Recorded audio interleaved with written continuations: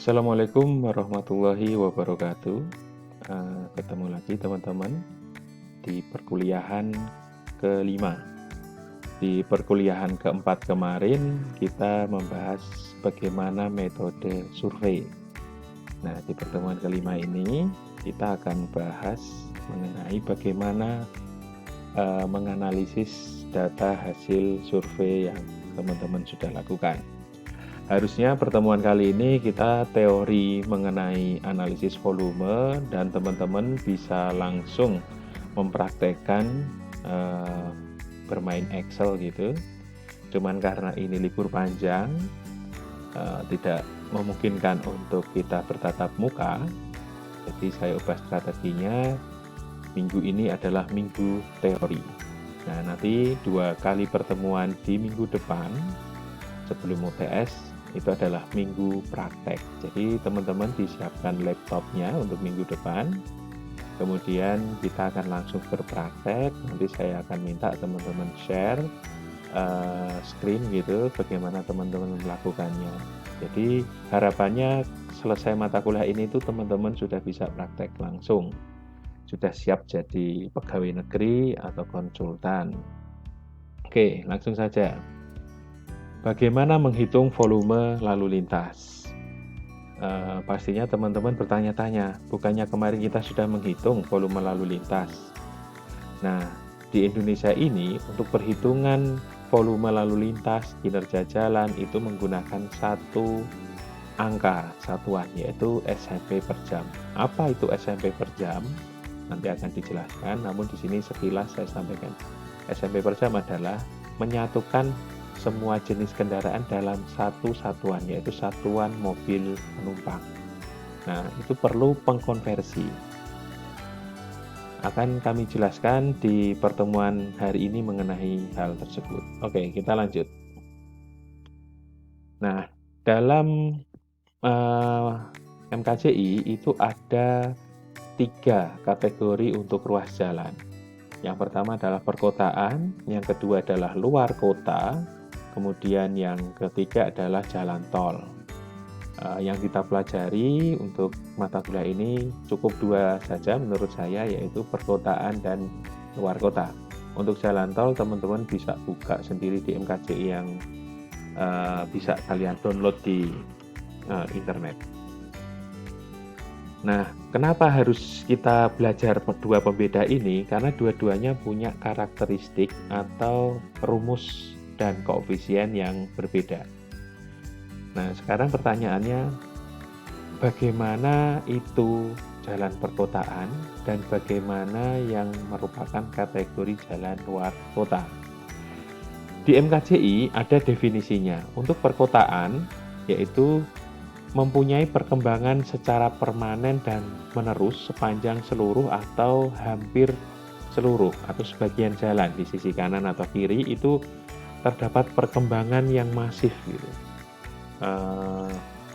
Nggak lama berselang 6 bulan ada yang bangun lagi, ada yang bangun lagi gitu. Itu adalah pendekatan perkotaan. Pendekatan kedua itu bisa dilihat dari jumlah penduduk di tempat tersebut. Jika melebihi 10.000,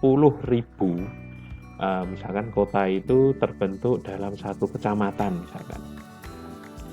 Saya mencontohkan di daerah kelahiran saya itu ada kecamatan Juwana gitu.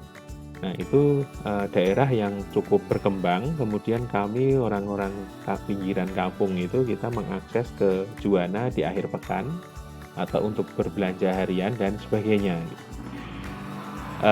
Itu setelah kita cek jumlah penduduknya ternyata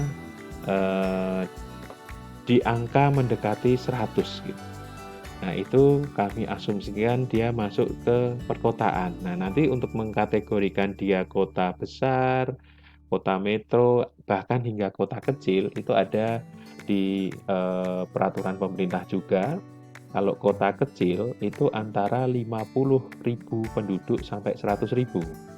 Kemudian kota sedang itu antara 100.000 sampai 500.000. Dan kemudian kota besar itu kalau nggak salah dari di atas 500.000 sampai 1 juta, selebihnya metropolitan dan sebagainya. Silahkan dicek.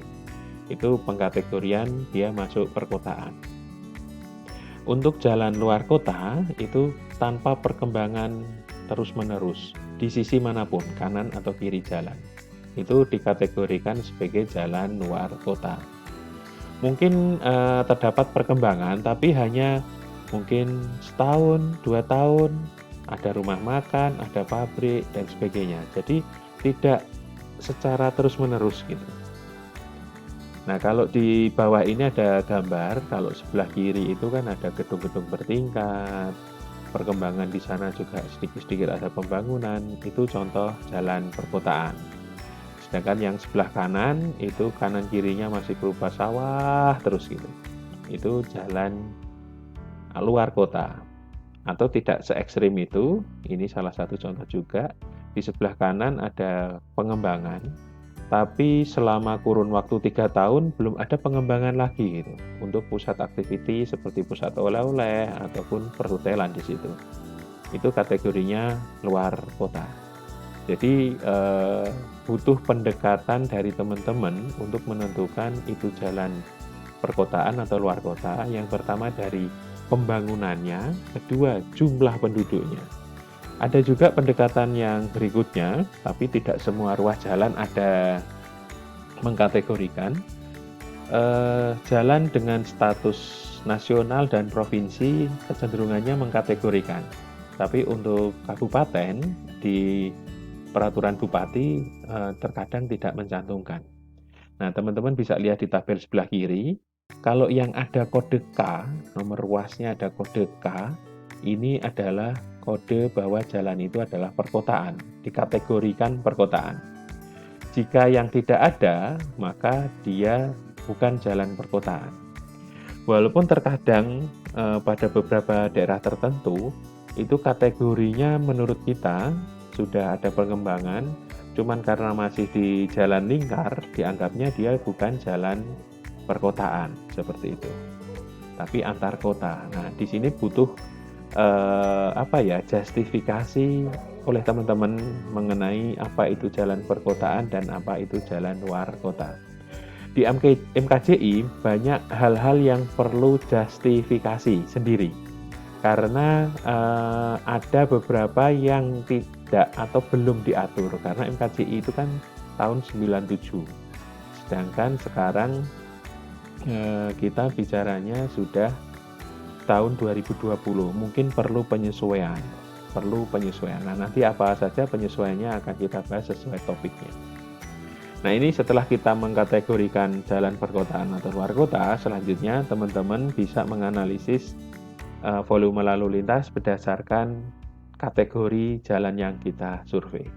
Di sini saya sajikan mengenai perbedaan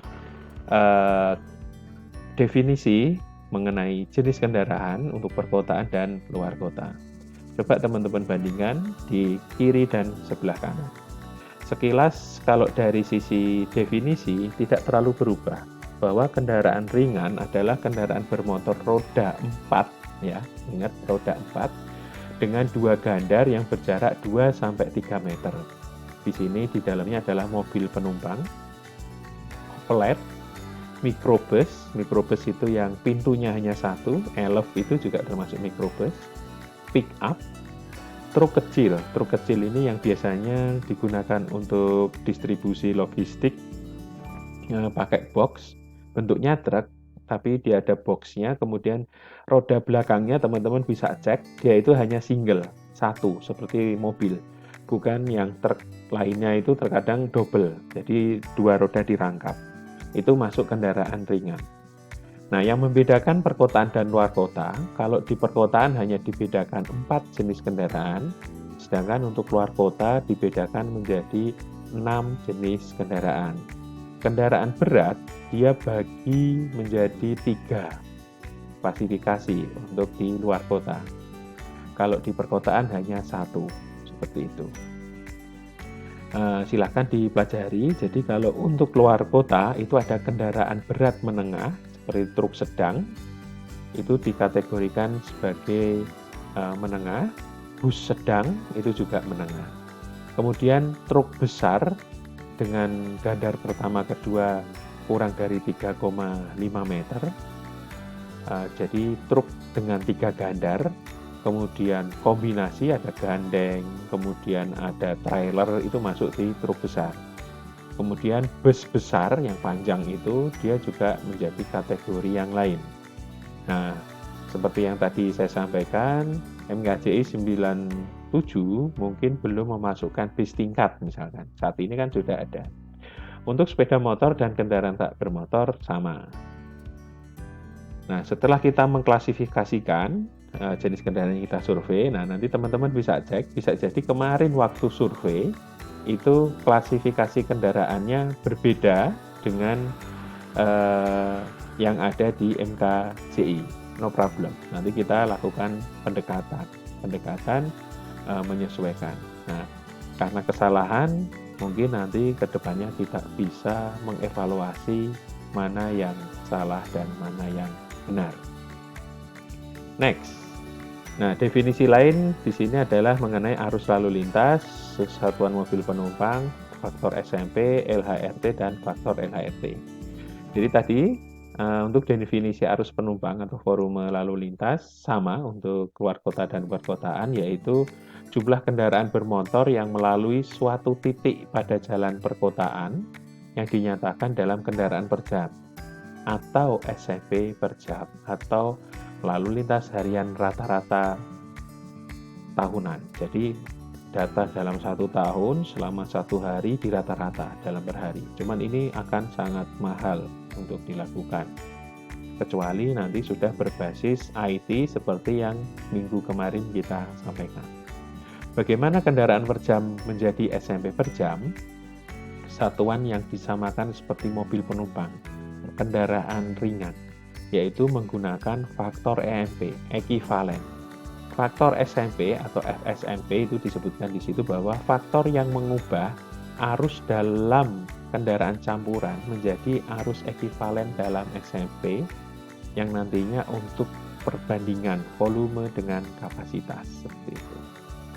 Nah, tidak cuman ekivalen untuk menentukan kendaraan per jam menjadi satuan mobil penumpang per jam, juga ada angka koefisien atau faktor pengubah dari kendaraan SMP per jam itu menjadi kendaraan per hari dan sebaliknya seperti itu. Tinggal nanti koefisiennya menjadi pengali atau pembagi seperti itu. Itu pendekatan volume lalu lintas.